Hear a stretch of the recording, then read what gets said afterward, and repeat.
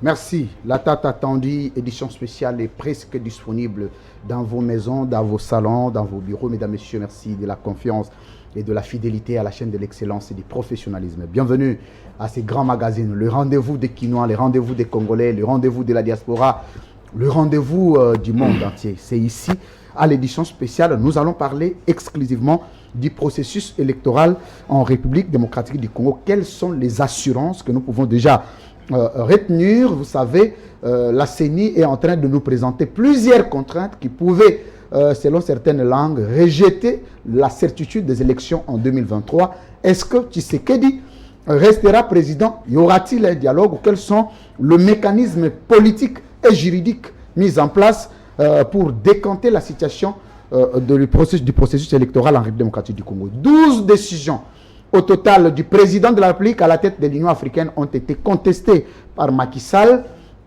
Quelle est la crédibilité pour la République démocratique du Congo au niveau international? Est-ce qu'il a été question d'une mauvaise foi vis-à-vis du Congo? Est-ce que Félix Tshisekedi avait-il été victime d'une conspiration internationale? Vous le savez, après la proclamation des résultats des élections, l'Union africaine n'avait pas reconnu les pouvoirs de Félix Tshisekedi à titre de rappel. Est-ce que ceci a des conséquences sur sa gestion à la tête de l'Union africaine? C'est sur ça que nous allons parler.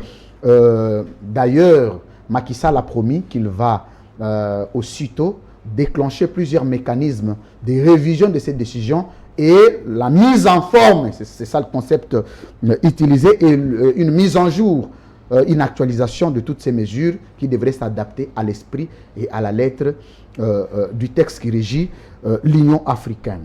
Des élections, je vais dire des déclarations d'insultes, c'est comme ça que je voulais dire, des élections aux insultes. Les insultes viennent de partout. Après le Rwanda, l'Ouganda, la Tanzanie, aujourd'hui c'est le Kenya, qui s'attaquent à un État, l'État aussi comme la RDC, le pays de Lumumba. On est en train de nous taxer de tout. Est-ce que cette faiblesse est liée à la politique, est liée à l'immaturité du peuple ou est liée à l'instabilité économique de notre pays? Nous sommes exactement 18 février 2022, vendredi, ici à Kinshasa, capitale de la République démocratique du Congo.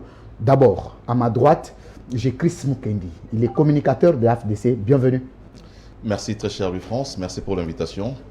Et je profite de votre micro pour saluer les téléspectateurs de Semaine 13, mais aussi le public qui est venu nous assister à ce grand rendez-vous. Et je salue mes co-débatteurs. Merci, Chris Mukendi. Toujours à ma droite. Pour la première fois, il vient de faire son entrée au grand club. Maître Donald Kabassel est l'actuel coordonnateur des communicateurs de l'Union Sacrée. Bienvenue. Merci. Mes très sincères félicitations pour tes nouvelles fonctions. Merci beaucoup, M. Louis-France. Merci aussi à tous les téléspectateurs. Je profite de votre micro pour saluer tous les amis qui sont avec nous autour de la table. Je ne manquerai pas de saluer tous les communicateurs de l'Union Sacrée et les remercier pour leur choix. Donc, nous sommes engagés à continuer. Certainement, dans votre émission, c'est pour la première fois que je participe. Mais à CML plusieurs fois. Plusieurs fois, j'ai été ici. Très bien. Le temps aussi. Il y a Par un moment, vous m'invitez. Vous êtes à la présidence, à un moment, vous êtes... Pas du tout. Mais aujourd'hui, c'est aussi un honneur de participer avec les amis. Et donc, nous sommes là pour un débat plus républicain. Recevez les félicitations des Congolais. Merci. Vous le savez, on ne peut pas construire une structure en ordre dispersé. On voudrait féliciter votre leadership pour avoir mis ensemble les Congolais, les jeunes, les communicateurs. Ce sont des intellectuels aguerris, mais qui ne pouvaient pas évoluer à titre individuel, qui étaient obligés d'être dans une structure. L'idée de les réunir, en tout cas, le Congolais, vous avez toute la bénédiction, mais moi, j'aurais voulu que vous ne puissiez plus appeler les communicateurs de l'Union Sacrée, parce que les communicateurs, vous l'êtes déjà. Tout ce qui va vous rester, créer maintenant un autre concept qui va vous dépasser de ces concepts très courants des communicateurs, parce qu'on en trouve partout. Merci beaucoup pour vos conseils. Merci aussi pour les Congolais qui passent par vous pour nous féliciter. Je pense que les félicitations ne nous sont pas seulement adressées individuellement, mais c'est des félicitations adressées à tous ceux qui ont pris cette initiative. À côté de moi, je vois, il y a les coordonnateurs de part et d'autre et les amis avec qui nous sommes dans la direction. Je salue Chris, je salue Armand aussi. Je vous laisse la primaire de présenter. Il n'y a pas de problème. On sera toujours là pour vous aider et vous accompagner parce que ce sont les jeunes qui gagnent. Bissona Babati, Nabamende, nous n'avons pas de relations personnelles. Aucun jour, Bissona Babamende, Nababati, on a tout vendre à place, rien. Mais nous pouvons manger entre nous ensemble. Nous avons le droit de nous soutenir, de nous encourager et de mettre de côté les clivages, la haine, la jalousie, la convoitise, la sorcellerie politique. Il faut mettre ça de côté. Armand Moukoulou est avec moi. Bienvenue. Merci Louis-France. Il est membre du bureau, je voulais dire comme ça. Félicitations pour de nouvelles fonctions. Merci Louis-France. Mais on sent que les pouvoirs commencent à être suivis aussi par non, la présence physique. Nous, on a toujours été élégants, hein, ça tu le sais. Bien. Ça ne date pas d'aujourd'hui. On fait toujours un effort de rester élégant. Très bien. Parce que lorsqu'on a appelé à répondre à des grandes responsabilités, il faudrait aussi savoir créer son style d'accoutrement. C'est très important. Très bien. Nous sommes appelés à la propreté. Hein. Très bien. Donc ça ne coûte pas. Ça c'est un style de communicateur de l'Union sacrée. Il ne faut pas être millionnaire. Dans tous les cas, mais à l'Union sacrée, vous êtes obligé. Hein. Un joli costume qu'on sort ou bien des chaussures. Donc. Comment ça va? Merci, félicitations pour tes nouvelles. Merci. En tout cas, je salue les amis qui sont avec moi sur ces beaux plateaux. Merci. Merci à le public qui est venu nous assister. On va les présenter. Merci. Effectivement. Et puis l'ensemble du personnel de CML 13 Télévision, comme je l'ai toujours dit. On dit que tu es parmi les habitués de l'édition spéciale. Merci. Alors, je vais traverser de ma droite. Je salue aussi tous les communicateurs de l'Union sacrée. Avec grand plaisir. Tous ceux-là qui ont porté leur choix sur ma modeste personne, mais aussi qui ont voulu que Donald Kabasele puisse réellement désormais conduire ces collectifs des communicateurs de l'Union sacrée. Ça ne sera pas une tâche facile, il faut les retenir. Voilà. Vous savez, il y a gestion des ambitions, vous allez gérer les orgueilleux, les prétentieux, les ambitions démesurées, les sorciers, les hypocrites, les haineux, tout ça, il faut toujours les gérer avec cœur doux, tendresse, esprit de grandeur, c'est toujours comme ça. Il faut poser la question à Tshisekedi, ce qu'il est en train de vivre et il vous dira. À ma gauche, je suis avec lui, il est habitué, Maître Rodrigue Ramazani, il est porte-parole adjoint de l'envol, l'homme qui a laissé le porte-parole d'envol en défaut. Bienvenue. Oh, t'en fais de trop. Comment ça va, Maître Rodrigue Ramazani? Je me porte très bien et... Ça, ce sont mes constats à moi. Je ne vous ai pas demandé de commenter. Écoutez, bon, parce que vous le dites. Je me porte très bien, au même titre que mon parti l'envol et le président national l'honorable Sessanga. Je tiens ici à saluer les Congolais qui nous suivent, mais aussi les co-débatteurs sur ce plateau. Je félicite, parce qu'à travers votre chaîne, je tiens à rendre public et vulgariser deux décisions du président national qui étaient sorties la semaine passée. Très bien. Je n'ai pas eu l'occasion d'être ici sur votre plateau. Le président national a restructuré des coordinations provinciales parce que nous sommes en pleine restructuration du parti. Plusieurs décisions vont arriver, mais deux coordinations, ça veut dire deux provinces ont été restructurées. Nous sommes notamment la province d'abord la province de Lomami, allais-je dire, où on a nommé un nouveau coordonnateur. Je félicite le camarade coordonnateur provincial de Lomami, le camarade Ronsard Katanga, mais aussi la province de Maïndombe, qui a un nouveau coordonnateur, c'est une dame. Je félicite Madame Gertrude Kieré pour cette nouvelle fonction. Je les invite à travailler pour l'intérêt du parti, à redynamiser le parti partout où ils sont, à implanter les partis jusqu'au fin fond de leur province, afin de préparer les partis à ces nouveaux échéances électorales qui arrivent. Bienvenue. Merci pour l'invitation. Alors, il est au milieu, il s'appelle Ale Bolo Djaibola. Bienvenue. En tout cas, merci. Les Congolais m'ont beaucoup appelé parce qu'on avait annoncé dernièrement libre opinion.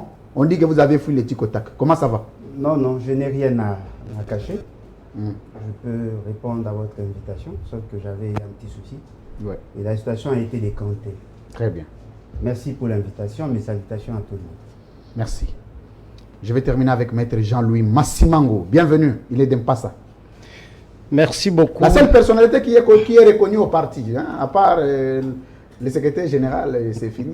Lui, il crée un ombrage au président national. Comment ça va, Maître Jean-Louis? Je vais très bien. Il faudrait rapidement éclairer notre opinion que le parti politique est organisé, bien structuré. Il y a un président national qui s'appelle Maître Dodo Lutombo Isanda, qui aura l'occasion de nous suivre et je crois que vous aurez l'écho.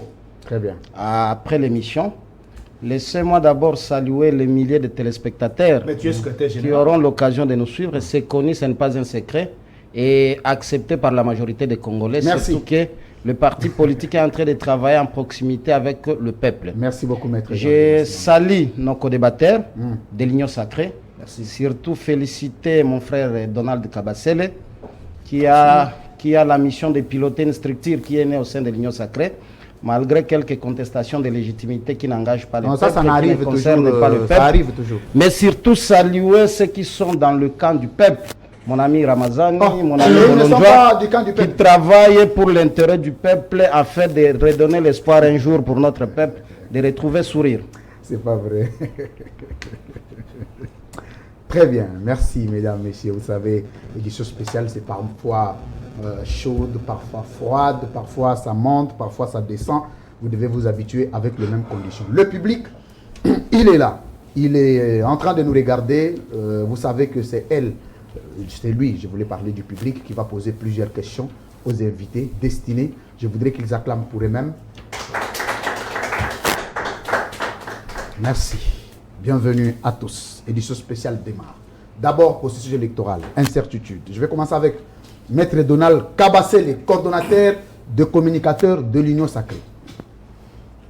Est-ce que peut-on parler d'une certitude des élections en 2023 au regard du tableau nous présenté par la CENI? Oui, effectivement, je l'affirme. J'ai besoin d'ailleurs, par la même occasion, d'apaiser le peuple congolais. Très bien. Le train des élections est en marche.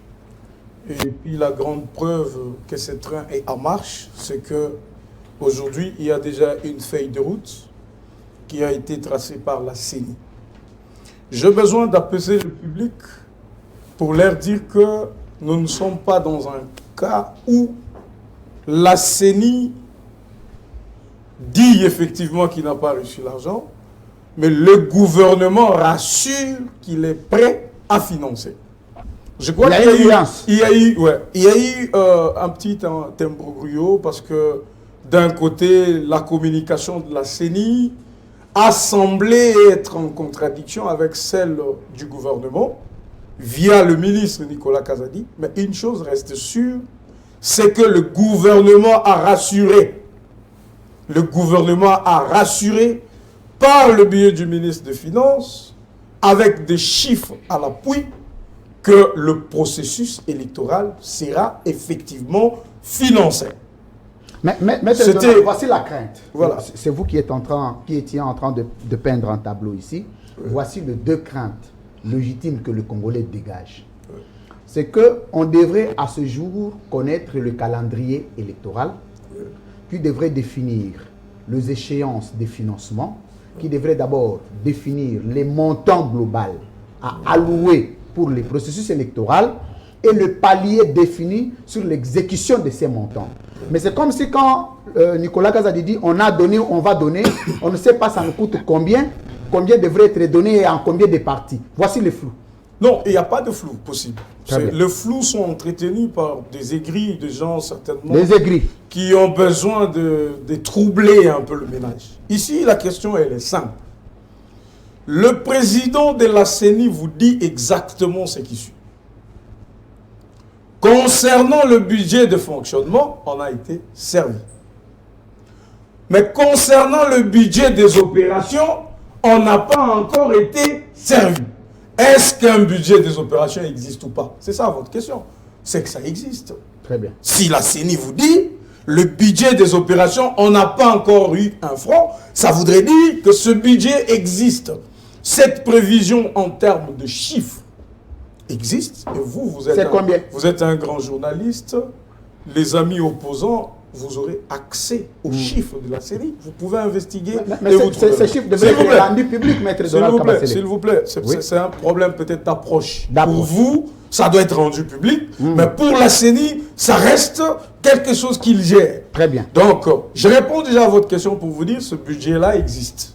D'autant plus que le président de la CENI vous dit que je n'ai pas reçu un rond par rapport à ces budgets-là. On ne peut rien recevoir si on n'a encore rien prévu, si on n'a encore rien préparé. Ça veut dire qu'à un moment, on a préparé, mais on attend que le gouvernement verse. Voyez-vous? Et imaginez le gouvernement, par le biais du ministre des Finances, qui vous dit l'enveloppe déjà dégagée avoisine 100 millions de dollars. Voyez-vous? Avec des détails qu'on donne. Et donc, le peuple congolais doit être rassuré. Rassuré. Rassuré, parce qu'on a eu de pouvoirs, certainement auxquels nos amis ont appartenu, ça fait 18 ans, où un gouvernement pouvait vous dire, la République n'a pas d'argent. Et là, tout le monde pouvait avoir peur, parce que, écoutez, ce sont les gérants. Donc il ne se pose aucun problème d'argent. Non, mais s'il s'est posé ces problèmes, le Premier ministre n'aurait rien dit. Le ministre des Finances non plus. Mais est-ce que le président de la CENI a dit, si je ne reçois pas cet argent tout de suite, il n'y aura pas élection? Il a dit, il a même dit, j'ajoute, Concluez. il faut exclure l'hypothèse du report des élections. Mais il dit, s'il y a un retard dans le versement de ce que nous attendons, nous ne connaîtrons pas un retard, mais il nous fallait un surplus qui puisse combler Les vides. les retards que nous aurons entretenus. Merci. Est-ce qu'il y a des craintes possibles? Merci Je dis, beaucoup. il n'y a pas de craintes. Merci. Et donc, c'est une invitation Merci. aux amis de l'opposition, à ceux-là encore qui sont en train de jouer, qui sont distraits. C'est le temps de Merci. s'organiser, parce qu'il y aura bel et bien Des élections. Et Merci. Félix Merci Tshisekedi, beaucoup. pour finir, Merci, Maître Donald. Félix Tshisekedi, c'est quelqu'un qui vient d'une école démocratique. Il est né et grandi dans une démocratie. Il ne faut pas attendre de Tshisekedi un report d'élection. Des élections, merci. Merci beaucoup, Maître Donald Kabasele, pour cette première prise de parole. Le décor que vous aviez planté sur le processus électoral, vous avez dit, je résume, qu'il y a une certitude et que tous ceux qui veulent concourir à ces processus, n'ont qu'à se préparer, parce que Tshisekedi vient d'une école de la démocratie. Armand Monkoulou, est-ce que peut-on compter sur la parole pour un régime on a totalisé plus de 180 promesses qui n'ont pas été réalisées? Est-ce que la promesse sur la tenue des élections pourrait être une certitude pour nous ou une assurance pour croire à la tenue des élections en 2023? Le France Kouzikessa, un régime qui a promis plus de 180 promesses non réalisées, bon, je commence par là. Aujourd'hui, la gratuité de l'enseignement qui était dans la Constitution, mais qui n'a jamais été exécutée en termes de faisabilité, a pris corps. Nous avons aujourd'hui... Sous Félix Tshisekedi? Oui, près de 3 millions d'élèves qui participent et bénéficient de cette gratuité de l'enseignement. Je parle de ces élèves-là qui ont des parents, mais ces parents-là n'avaient pas de moyens, même un 50 $ américains pour l'envoyer à l'école. Aujourd'hui, ces élèves-là profitent de la gratuité. Répondez à ma question. Est-ce que peut-on... Il faudra encore qu'il y ait des réformes. Il n'y a pas de problème. Voici la question. Mais il y a déjà la volonté. Est-ce que peut-on compter seulement sur le simple parole relevant de la promesse pour certifier que l'élection il y en aura en 2023? Je peux continuer? Oui, allez-y. Voilà. La pose de la première pierre de la construction du port en eau profonde de Banana. Un projet qui souffrait de son exécution il y a de cela plusieurs décennies, et aujourd'hui nous avons vu la concrétisation sur terrain. Donc il n'y a pas que des projets inachevés comme tu l'as dit là. Donc là déjà je ferme la parenthèse. Alors, Louis-France Kouzikessa, vous savez, lorsque le président de la CENI fait une communication officielle aux médias, il dit « Je vais publier le résultat des élections, bureau par bureau. » Et il l'a fait à travers, bon, je peux citer Top Congo, c'est un média frère à vous. Donc ce n'est pas de la blague. Et c'est sa toute dernière communication dans cette phase de tiraillement, de tractation avec nos amis de l'opposition. La feuille de route signifie quoi? Une projection dans ce qui sera fait et dans ce qui ne sera pas peut-être fait. Alors, il donne des déficits. Il fait une alerte au gouvernement pour que le gouvernement puisse mobiliser des moyens nécessaires, parce que c'est un devoir du gouvernement de doter des moyens à la CENI pour que la CENI, comme étant organe technique, nous organise des élections. Ça se passe comme ça. Ce n'est pas quelque chose qui devra en réalité créer de la panique.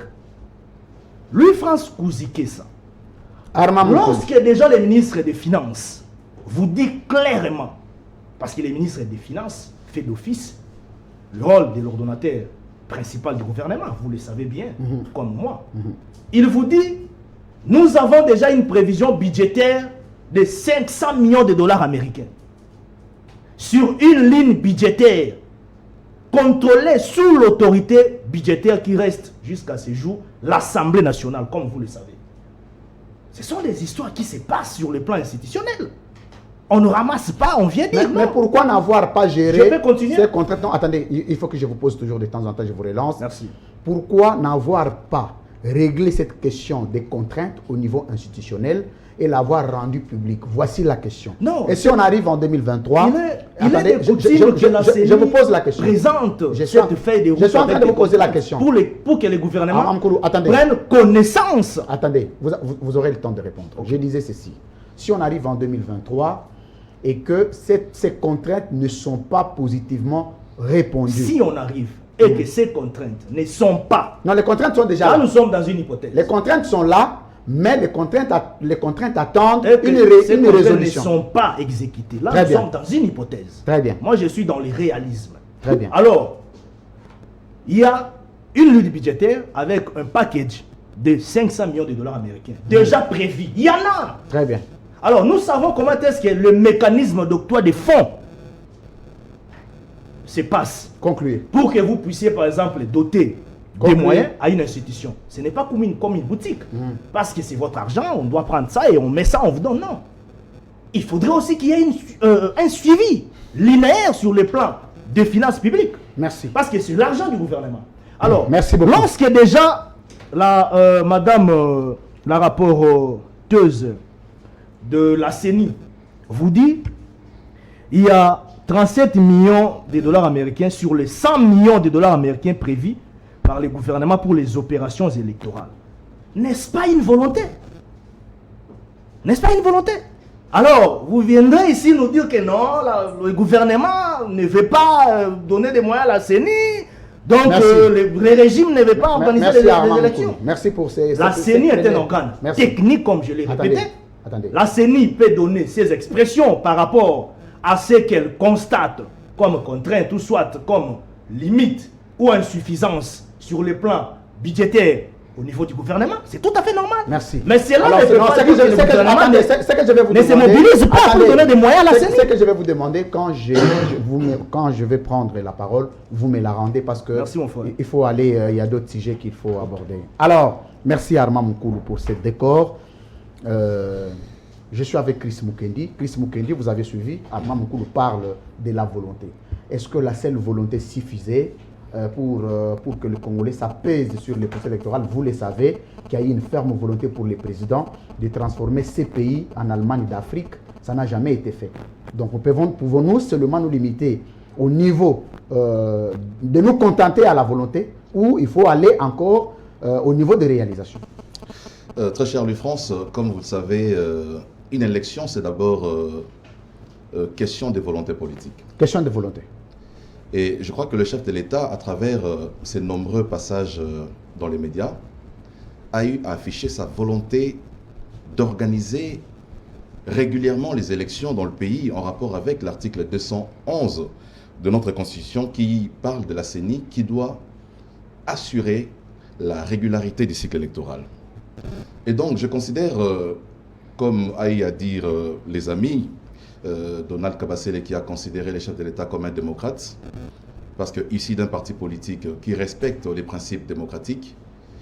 Et je fais foi aux propos du chef de l'État, parce que reconnaissant que la légitimité de la prochaine législature dépend d'abord de l'organisation des élections dans les délais prévus. Parce qu'une élection qui n'est pas organisée dans les délais prévus crée déjà des contestations et provoque des crises de légitimité. En avance. En avance, tout simplement parce que nous irons au-delà du délai qui a été prévu. Très bien. Et vous parlez des contraintes ici, j'aimerais rappeler à ceux qui nous suivent que depuis que nous avons commencé à organiser les cycles électoraux dans les pays, nous en sommes à notre 3e cycle. En 2023, ça sera le 4e cycle électoral. Entre 2006 et 2018, toutes les feuilles de route qui ont été présentées par les bureaux de la CENI faisaient toujours état des contraintes. En fait, les contraintes ne sont pas une excuse des reports des élections. Très bien. Les contraintes sont, c'est comme l'alarme que la CENI est en train de sonner pour dire, messieurs les parlementaires, donnez-nous la loi électorale au cours de la session de mars. Parce que si vous ne donnez pas la loi électorale au cours de la session de mars, ça va il empiéter y a la démarche. possibilité que la feuille de route ne connaisse pas la régularité du cycle électoral soit entachée. Très bien. Lorsque la CENI parle des contraintes en rapport avec la libération des fonds, mais il fait appel au gouvernement pour dire, dans les délais prévus, nous avons des opérations à mener qui doivent prendre 3 à 4, 5 mois. Il faut nous libérer l'argent dans les délais que nous avons inscrits dans notre feuille de route. Donc pour moi, je considère la feuille de route comme l'alerte ou la sonnette d'alarme que la CENI est en train de sonner. Il faudra maintenant, comme j'ai dit, il faut que la volonté politique accompagne cette feuille de route de la CENI pour permettre à ce que nous puissions effectivement... Conclure. Je ne sais pas si j'ai déjà pris 2 minutes. Non, je n'ai pas dit qu'arrêter, j'ai dit conclure. Voilà, donc vous me perdez les fils de mes idées. Donc j'ai dit, pour nous, nous considérons, comme je l'ai dit, les contraintes font partie, c'est une sonnette d'alarme qui demande à chaque acteur, parce qu'à chaque niveau du processus, il y a des acteurs. Il y a les députés et les sénateurs qui doivent mettre à la disposition de la CENI la loi électorale. Les parlementaires doivent les faire dans un délai précis qui permettent à ce qu'on ne puisse pas postposer les activités telles que indiquées dans la feuille de route. Il y a une responsabilité du gouvernement en rapport avec la sécurité dans le pays. Vous allez encore vous rappeler qu'en 2018, alors que dans toute la République, on a eu à organiser les élections, à Yumbi et à Beni, on n'a pas eu des élections parce qu'il y avait des contraintes sécuritaires. Donc aujourd'hui, avec ce qui se passe dans la partie est de notre République, il est clair que si la volonté de sécuriser le pays n'y est pas affichée, il est clair que c'est une contrainte qui peut avoir Voici une la sous-question incidence avant de terminer. sur l'organisation des élections La dans les délais sous-question, prévus. Chris Mukendi. Vous voulez parler de la sécurité faisant partie des contraintes qui peuvent probablement demander ou à faire reporter les élections, entre autres la sécurité. Mais tous les cycles électoraux que nous avions subis en RDC ont été émaillés de zones de turbulence et d'insécurité dans notre pays. Vous le savez que le président qui est en fonction aujourd'hui de chef de l'État est issu des élections partielles à cause de l'insécurité. Est-ce qu'aujourd'hui, lui qui est venu des élections insécurisées pouvait prendre une insécurité comme une excuse pour reporter les élections? J'ai dit tout à l'heure là que les contraintes n'étaient pas une excuse pour ne pas organiser les élections. Vous l'avez dit, nous avons toujours eu l'insécurité à la partie Est. Ça fait 18 ans, 20 ans que nous connaissons cette insécurité, mais cela n'a pas empêché à ce que la CENI puisse organiser les élections. Pour moi, ce n'est pas un prétexte, je dis simplement que pour assurer la meilleure organisation du cycle électoral, il est clair que la paix s'impose sur toute l'étendue du territoire national, parce que ça ne nous enchante pas de pouvoir organiser les élections, parce que les élections, c'est une question de légitimité. Lorsque une partie du territoire ne vote pas les chefs de l'État parce qu'ils ne sont pas allés aux élections, ça veut dire qu'ils ne vont pas s'identifier dans le chef de l'État qui sera proclamé. Donc il faut que nous puissions engager des efforts. Vous voulez dire qu'aujourd'hui, l'Est du pays ne s'identifie pas en Félix Tshisekedi? Non, je ne l'ai pas dit parce que l'Est a voté. J'ai dit simplement... Non, il y a une partie de l'Est qui n'a pas voté. Non, mais ils sont allés voter, mais plus tard. Notamment Goma. Ils ont voté plus... Non, Goma, ils ont voté. On parlait de Beni, je pense. Beni, donc je voulais parler de Beni. Mais ils ont voté, je crois, quelques jours plus tard, je pense. Non, il n'y a jamais élection. Voilà, donc ça veut dire que bon, Goma, ça représente, c'est vrai, une partie du Congo, mais ce n'est pas tous les Congos. Et vous savez, dans les fichiers électoraux, il y a toujours le nombre d'inscrits et le nombre de participants au vote. Les élections ou les résultats sont proclamés en rapport avec les personnes qui participent, qui vont à l'urne. Donc, je crois que c'était, comme vous l'avez dit, c'était une contrainte, mais nous pensons qu'à l'avenir, il faut que ce genre de contraintes puissent être rencontrées par les gouvernements pour permettre à ce que tous les Congolais puissent aller librement se choisir les présidents qu'ils veulent pour la suite des conditions de la République. Vous sentez que quand les gens défendent les chefs de l'État, même quand vous pouvez prendre Mende, Bahati, nous les mettons ici, je crois que c'est difficile de le faire comme vous. Moi, je souhaite que quand le chef de l'État va composer le gouvernement, que le communicateur ait leur quota. Parce que tant on besoin de souffrir là, dans mon bazate. Ça, nous, ici, à l'édition spéciale, ça se dit comme ça. Comme vous le dites. Merci. Alors, je vais traverser. Je vais prendre Maître Rodrigue Ramazani. Contrainte.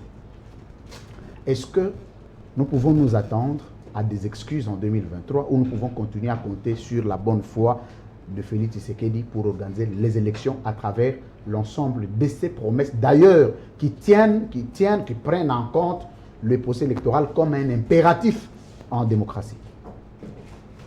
Louis-France, je suis dans le regret de constater l'absence de la volonté politique de nous conduire... Il y a une absence. Il y a une absence de volonté politique de nous conduire aux élections.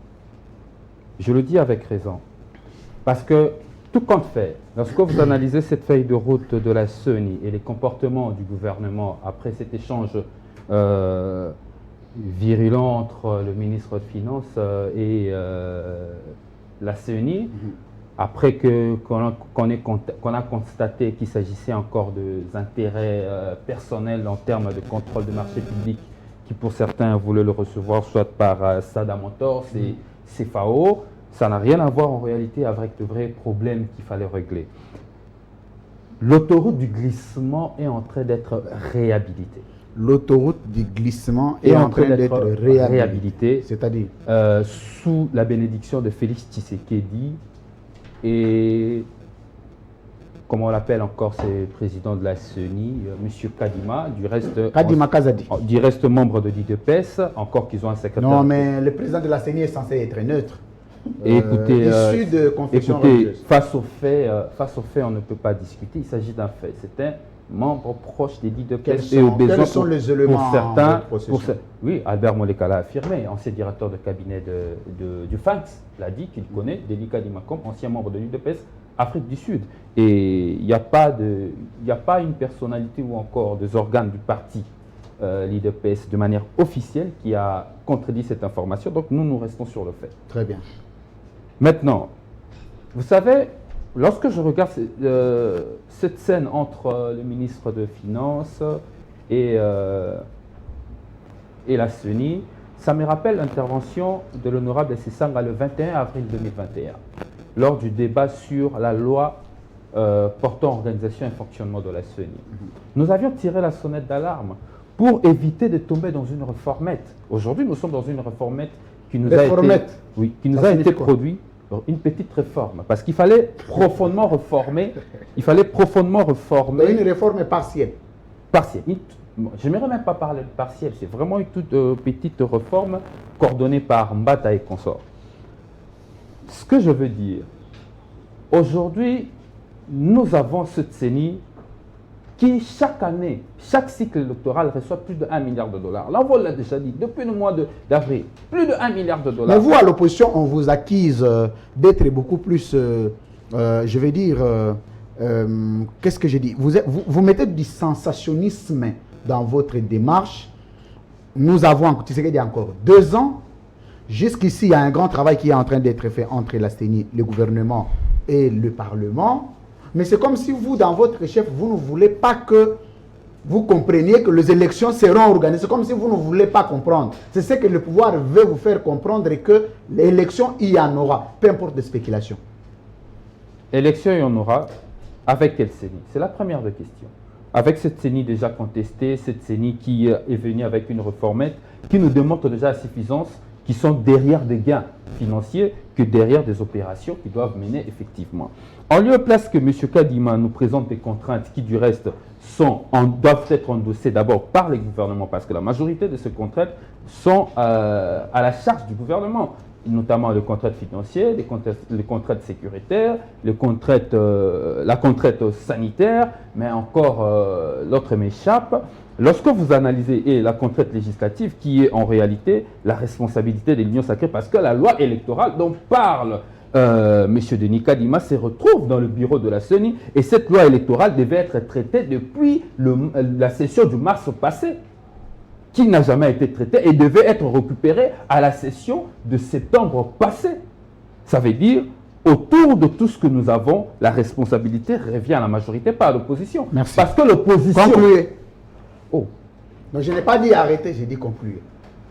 Voilà, parce que l'opposition qui est accusée ici de ne pas être prêt pour aller aux élections, c'est l'opposition qui du reste propose les différentes réformes pour aller aux élections. Et la majorité ne veut pas aligner ces réformes pour que cette loi soit discutée au niveau de la CENI, donc au niveau de l'Assemblée nationale pour donner une loi électorale à la République afin d'aller effectivement aux élections. Le problème qu'on a ici, parce que j'ai écouté Donald le dire, lorsque vous l'avez posé la question sur le financement et les budgets, il a dit qu'il y a un problème d'approche. La CENI préfère garder ces informations secrètes, alors que vous voulez le mettre sur la place publique. C'est vrai ce que Donald a dit, parce qu'il y a l'opacité dans la gestion de finances de la CENI. Et ce n'est pas seulement avec M. Kadima, c'est depuis longtemps. Moi, je l'ai toujours dit. Le problème des coûts des élections en République démocratique du Congo, ce n'est pas les opérations de scrutin. C'est la gouvernance de la CENI. Pourquoi chaque année, on doit donner à la CENI de nouveaux véhicules alors que Corneille Nangaa avait des voitures officielles? Pourquoi chaque année nous serons obligés d'acheter des machines à voter alors que la CENI précédente on avait déjà?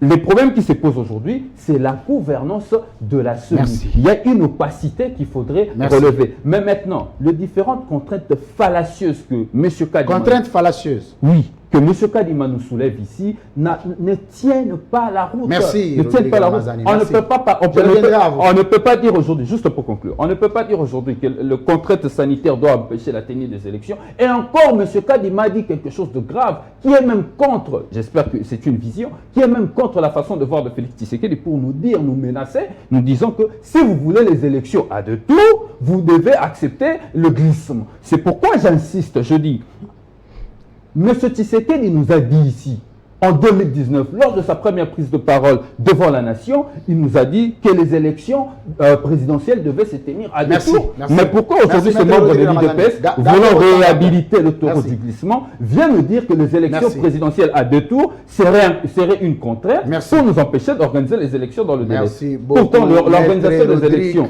dans le délai est une contrainte constitutionnelle et rien d'autre. Merci beaucoup, Maître Rodrigue Ramazani. Alors, Alain Bolodjoa, vous avez suivi l'ensemble d'analyses de l'Union sacrée comme de l'opposition sur la certitude que nous devions avoir du processus vis-à-vis des contraintes présentées. On a dit que les contraintes sont légitimes, on ne peut pas s'en passer. Une chose à retenir est que Félix Tshisekedi organisera les élections en 2023. Pourquoi les agitations du côté de l'opposition? Bon, je ne sais pas si l'opposition est agitée. Je pense plutôt que l'agitation est de l'autre côté. Parce que le débat qui nous est lancé aujourd'hui n'est pas entre l'opposition et le pouvoir. Le débat, c'est entre les institutions. Très bien. Monsieur Denis Kadima n'est pas de l'opposition, encore moins ses ministres en charge des finances. Le débat, c'est justement parce qu'il y a déjà un problème de perception et surtout de conception de politique publique. Un problème de conception. Et de perception de politique publique. Et de perception, c'est-à-dire? C'est-à-dire que chaque institution a un rôle à jouer. Mais en ce qui concerne la CENI, les opérations de la CENI ne peuvent tenir que si le gouvernement jouait pleinement son rôle. S'il ne joue pas pleinement son rôle, ça va bloquer la machine. Quelles que soient les intentionnalités qui peuvent motiver M. Denis Kadima, il dépend des agirs du gouvernement. La question de sécurité, ce n'est pas lui qui doit résoudre. Très bien. La question financière, ce n'est pas lui qui doit résoudre. C'est-à-dire qu'en mettant en évidence ces contraintes, il devait être rencontré par le gouvernement. Et lorsque nous suivons monsieur, comment il s'appelle? Celui qui fait office du ministre des Finances. Attendez. Il voudrait nous dire... Attendez. C'est lui qui fait office du ministre des Finances. Non, mais apparemment, les finances sont gérées par quelqu'un d'autre et non lui. Quelqu'un d'autre là, c'est qui? Non, mais il faut suivre mon regard, cher ami. Le pouvoir est centré au niveau de la présidente de la République. Ce n'est pas le gouvernement en réalité qui gère toutes ces questions-là. Nos amis nous disent, notre ami, Armand nous dit qu'il y a déjà un package de 500 millions de dollars et il dit encore que dans le plan des décaissements, on aurait prévu 100 millions de dollars et il y aurait la volonté de soutenir les élections avec 37 millions qui ont déjà été décaissés. Mais allez lire ou allez suivre ce que le ministre a dit, vous allez vous rendre compte que dans la clé de répartition, il y a non seulement le frais lié à l'installation de membres qui ont été choisis, il y a le frais de fonctionnement, mais il y a aussi une quotité qui est prévue pour les opérations électorales. C'est ce qui fait l'enveloppe des 37 millions. Mais ces opérations-là se font sur base de quel calendrier? Voyez-vous? Ce sont là les questions. On décaisse l'argent, on nous dit 10 millions pour payer les arriérés, 2 millions 700 000 pour s'acheter de nouveaux véhicules. Il y a une enveloppe qui était réservée pour le fonctionnement et pour les opérations électorales. Fort malheureusement, on ne nous a pas donné assez d'éléments. Mais posons-nous la question. Nous sommes au mois de février. Qu'est-ce qui justifie qu'on décaisse 2 fois, ou je dirais même 3 fois le frais de fonctionnement? 3 fois. Au mois de décembre, ils ont eu à décaisser l'argent. Au mois de janvier, et fort malheureusement, lui-même nous a dit qu'il aurait aussi reçu, le ministre a dit, il a eu à décaisser l'argent pour le fonctionnement pour le mois de février. Ça fait 3 fois. Alors qu'en réalité, au regard du poids des finances publiques, on ne pouvait pas décaisser autant d'argent juste pour le fonctionnement. Mais est-ce que les débats devraient commencer au niveau du fonds qu'il fallait allouer ou des fonds qu'il fallait allouer à la CENI, des montants globaux, l'enveloppe globale qu'il fallait allouer à la CENI, et les paliers, où les problèmes, c'est que la CENI qui est aussi en droit de dire il y a des informations liées au financement du processus qu'on ne peut pas divulguer à la place publique. Non, cher ami. Nous avons été là lorsqu'on a eu à constituer le système électoral. Le budget a toujours été rendu public. Toujours. Toujours. Toujours. Et ça doit être débattu au niveau de l'Assemblée nationale. Toujours. Mais ça vous pensez que ce n'est pas débattu? Non, mais ça n'existe pas. Voilà pourquoi je voulais vous démontrer que nous sommes en train de naviguer à vue. Ce n'est pas qu'il y a un plan, un programme bien fignolé qui est en train d'être exécuté. Non, les actions se font de manière ponctuelle par rapport à une nécessité. Ce n'est pas que nous avons un calendrier qui est conçu, non. Ce n'est pas qu'on a un plan opérationnel et stratégique. Mais c'est quoi votre crainte si Tshisekedi pense que cette démarche... Non, mais pourquoi devez-vous rappeler à chaque fois Tshisekedi? Nous parlons du processus électoral. C'est le chef de l'État. Non, mais il peut être chef de l'État comme vous voulez, mais ce n'est pas, on ne parle pas de lui. Mais c'est lui, c'est sous son règne qu'il faut organiser les élections. Non, mais voilà, le terme déjà est mal placé. Attendez, allez Bolodjoa. Si en 2023, on n'organise pas les élections, à qui vous vous adresserez? Non, mais voilà pourquoi j'ai dit, ne nous amenez pas dans ces débats. Ça, c'est les débats de ceux qui prétendent être au pouvoir. Nous parlons du fonctionnement de l'État. Il y aura effectivement des responsabilités qui seront établies à chaque niveau. Surtout au président de la République. Non, pas nécessairement, à chaque niveau. Mais qui détient, quand vous parlez de la volonté, je ne vous coupe pas. Qui a parlé de la volonté? Attendez, non. C'est tout le monde qui parle. Non, mais sauf moi. Il n'y a pas de problème. Ne me donnez pas. Je ne vous les implique pas le propos. Mais quand nous parlons de la volonté, vous avez suivi que toute organisation des élections, ça je suis d'accord avec Chris Mukendi, qui devrait commencer par la volonté politique et la faisabilité du processus. Mais quand nous parlons de la volonté doit venir de qui? Cher ami, oui. Je ne suis pas dans ces carcans-là. Des gens qui réfléchissent comme Batata Bamabane. Oh, c'est quoi l'affaire? Vous avez dit ici, la tenue des élections, c'est un impératif. C'est-à-dire que la volonté de l'individu ne compte même pas. Vous respectez la Constitution. C'est une institution. Vous respectez la Constitution ou vous ne la respectez pas. Ce n'est pas la volonté qui compte. C'est un impératif. Concluez. Ce qui veut dire que, devant cette réalité, vous allez vous rendre compte que nous sommes en train de naviguer avec. J'ai vu l'IGF s'impliquer dans les débats sur les finances. On dit qu'il y a même des présumés détournements dans... Non, mais quoi de plus normal, quoi de plus prévisible? C'était déjà prévisible. Parce que la personne de Denis Kadima est déjà taxée de tout et de rien. Nous savons comment il est arrivé là, avec tout ce qui est comme soupçon en matière de corruption et consorts. Je voudrais insister sur le fait que la tenue des élections ne dépend pas des sauts d'humeur de ceux qui se présentent comme des détenteurs du pouvoir. Je veux finir. Ce qui est aussi important, c'est la qualité des élections. La qualité. Voyez-vous? Parce que tout le monde s'est centré essentiellement sur le respect du calendrier. Non, mais ce n'est pas ça la finalité. C'est l'un des objectifs. La finalité, c'est d'avoir des élections de qualité qui mettront fin à la crise de légitimité ou qui empêcheront à ce que nous tombions dans la crise de légitimité après la tenue des élections. On en parle de moins en moins. Vous prenez en termes de le conséquence de la non-tenue des élections. Vous savez, j'ai l'avantage d'être à côté de membres de l'AFDC. Il y a deux possibilités. Parlez de Chris Moukeni. Il y a deux possibilités. Oui. Soit M. Félix Sekedi rend l'établier. Par quel mécanisme? Non, mais les mécanismes constitutionnels existent. Lesquels? Non, mais l'article 75 est clair. Il peut aussi démissionner par sa propre volonté ou on peut le pousser à ne pas être là. Fort malheureusement, dans ces contextes, c'est Bahati qui va en être bénéficiaire. Deuxième possibilité, c'est qu'il y ait le balai pour toutes les institutions parce que ça sera une manière de défier le peuple. En ce moment-là, il y aura effectivement une révolution et toutes les institutions seront tenues à partir. La crainte, c'est celle-là.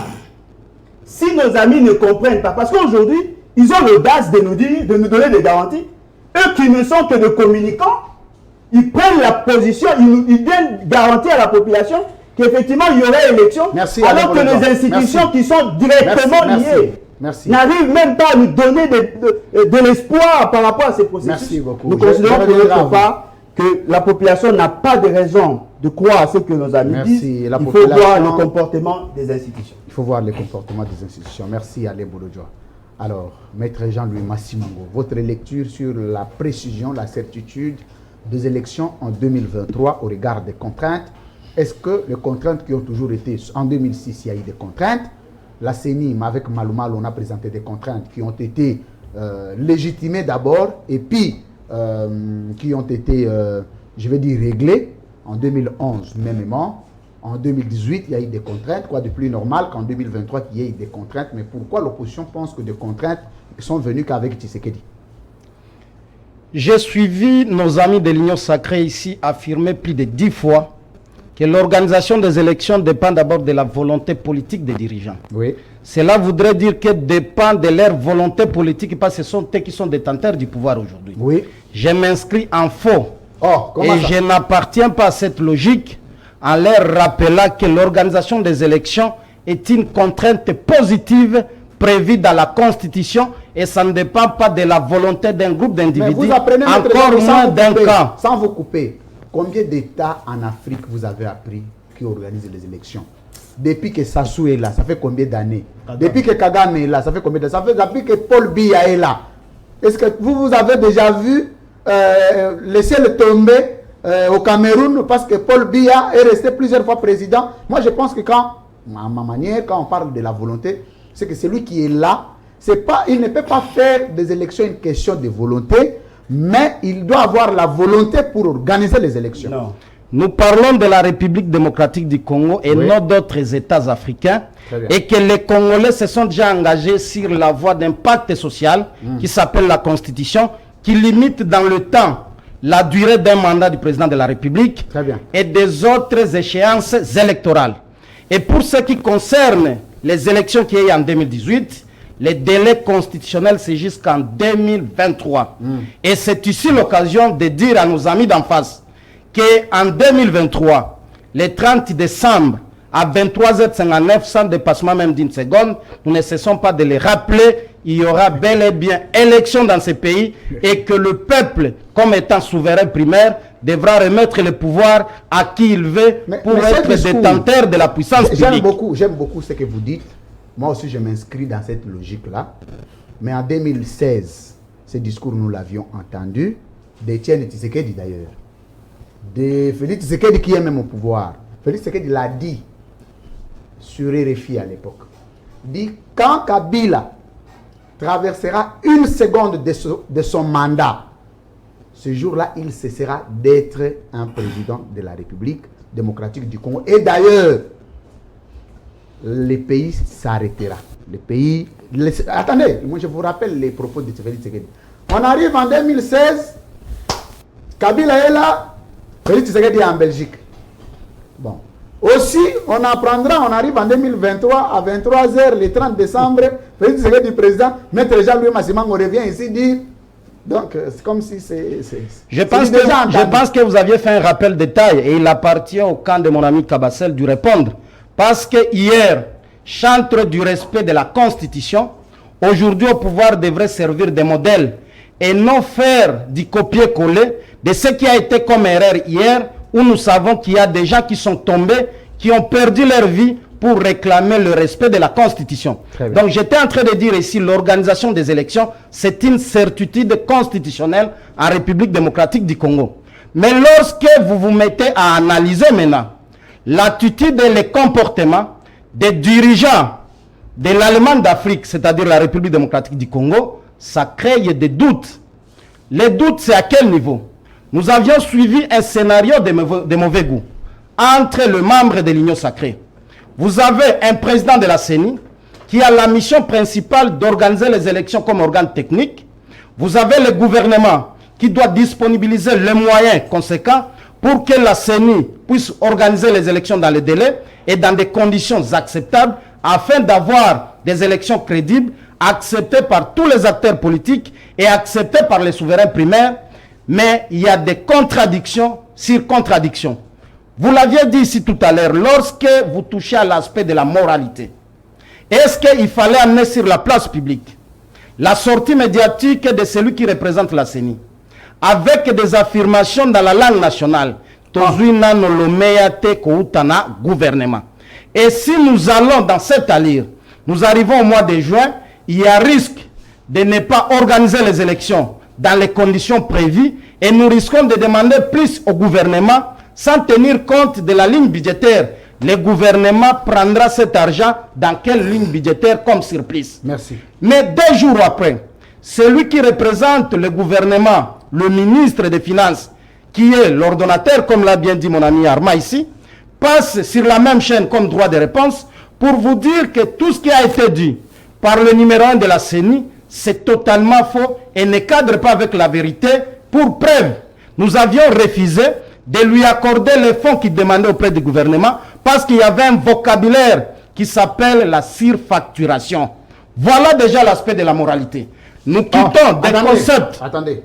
Donc, vous dites qu'au niveau déjà des primeurs, de base qu'il faut jeter au procès électoral à la CENI, qui dépend d'ailleurs de la crédibilité des élections en 2023, il y a un problème de moralité. Vous dites ça. Et cette moralité... Ça ne vient pas de nous, ça vient du gouvernement congolais par le canal du ministre des Finances qui vous parle de la surfacturation et il a cité le montant de 1 600 000 $. Après avoir été dans les différents marchés, ils ont vérifié le prix n'était pas un prix exact. N'était pas un prix exact. Donc, il y a déjà un problème au départ qui peut compromettre aussi les résultats des élections demain parce que déjà celui qui incarne la gestion de la CENI a été en contradiction avec lui-même, a été en contradiction avec ses pairs, a été en contradiction avec le gouvernement qui met à sa disposition les fonds. Mais nous restons confiants à la volonté du peuple et nous rassurons nos amis que la Constitution a déjà tout prévu, comme l'a bien dit mon ami Alain Bolondjoa, et que l'article 64, pour ceux-là qui étaient donneurs de leçons hier, qui doivent se comporter comme des vrais démocrates, les mêmes arguments, les mêmes armes utilisées hier, les mêmes articles, les mêmes dispositions, les mêmes pratiques, je crois, ils seront face à toutes ces pratiques-là pour que le pouvoir soit entre les mains du peuple. Merci, mesdames, messieurs. Vous suivez la qualité du débat. C'est ça l'édition spéciale. En toute responsabilité, en toute dignité, les Congolais s'expriment. C'est ça. Ici, on n'aime pas les histoires. Oh non, Aïbi, oh, yo peut Zamoïbi. Oh non, yo peut Liaraboy. Non, c'est trop bas. Il faut quand même élever le niveau du débat. C'est ce que les Congolais doivent retenir. Alors, deuxième sujet, s'il y aura des choses qu'il faut griller.